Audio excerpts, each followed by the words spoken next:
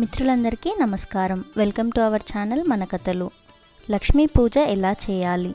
హిందువులు లక్ష్మీ పూజ చేసే పర్వదినాల వంటి సందర్భాలు రెండు. ఒకటి దీపావళి అయితే మరొకటి శ్రావణ మాసం. శ్రావణ మాసంలోని ప్రతిరోజు లక్ష్మీ పూజ చేయవచ్చు.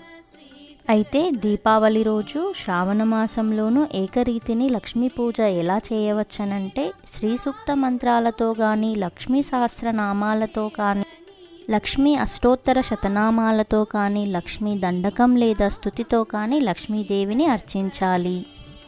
లక్ష్మీదేవిని పూజించే రోజున ఇంటిని శుభ్రంగా కడిగి తుడిచి ఇంటి మధ్యలో ధాన్యాన్ని రాశిగా పోసి దాని మీద తెల్లని వస్త్రాన్ని కప్పి ఆ వస్త్రం మీద లక్ష్మీ విగ్రహాన్ని ఉంచి ఆమెకి ఇష్టమైన తెల్లని పూలు, తెల్లని గంధము, తెల్లని వస్త్రాలు పెట్టి ప్రసాదాలతో లక్ష్మీ పూజ చేసుకోవచ్చు.